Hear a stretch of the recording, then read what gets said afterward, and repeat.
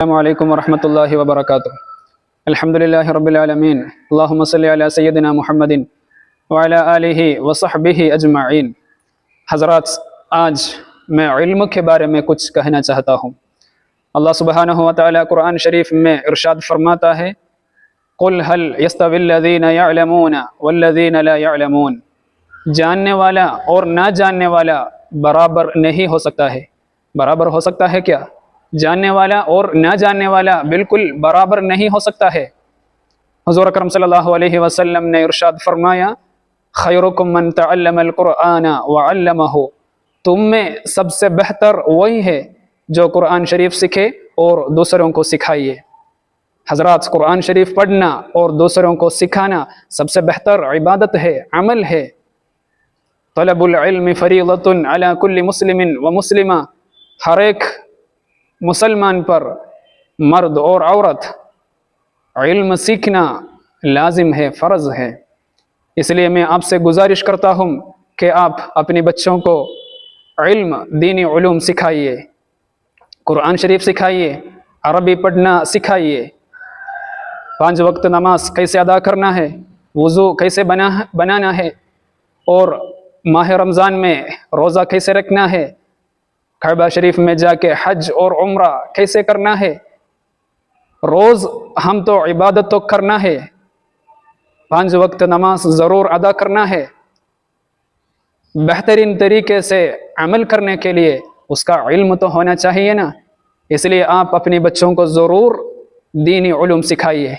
मैं जानता हूँ हज़ारों तलबा वो स्कूल नहीं जाता है, मदरसा नहीं जाता है, बचपन से काम पे लग जाता है और बचपन से पैसा कमाता है। वालिदैन सोचते नहीं उसके इल्म के बारे में और मदरसा के बारे में, वो बिल्कुल सोचते नहीं और स्कूल जाते नहीं। इसलिए मैं आपसे गुजारिश करता हूँ, अपनी बच्चों को ज़रूर दीनी तालीम दीजिए, बच्चों को सिखाइए। मैं आपको एक वाक़या बताना चाहता हूँ। एक दिन हज़रत ईसा अलैहिस्सलाम एक कब्रिस्तान से गुज़र रहे थे, जा रहे थे, तो हज़रत ईसा अलैहिस्सलाम को पता चला एक कब्र में अज़ाब हो रहा है। हज़रत ईसा अलैहिस्सलाम चले गए, लेकिन कुछ दिनों बाद उसी रास्ता से वापस आया, लेकिन उस वक्त उसी कब्र में अज़ाब नहीं है, रहमत के फरिश्ते उसी कब्र में हैं, अज़ाब के फरिश्ते चले गया है। हज़रत ईसा अलैहिस्सलाम ने सोचा ऐसे क्यों हुआ, तो 2 रकात नमाज पढ़ा। फिर हज़रत ईसा अलैहिस्सलाम ने दुआ किया, तो हज़रत जिब्रील अलैहिस्सलाम ने आकर बताया, जब उनका इंतकाल हुआ उस वक्त उनका बीवी हमला थी, प्रेग्नेंट थी। फिर एक बेटा पैदा हुआ है, लेकिन ये बेटा बड़ा होकर मदरसा चले गए, फिर वहाँ से बिस्मिल्लाहिर्रहमानिर्रहीम पढ़ा है। फिर ये बेटा बार बार बिस्मिल्लाहिर्रहमानिर्रहीम पढ़ रहे थे। ये बिस्मिल्लाहिर्रहमानिर्रहीम की बरकत से खुदा ताला उसका वालिद का कब्र से ये अज़ाब को हटा लिया गया है। हज़रात, अगर हम अपने बच्चों को दीनी तालीम सिखाया तो उसका फ़ायदा सिर्फ अपने बच्चों का नहीं है, वालिदैन को भी उसका फ़ायदा मिल जाएगा।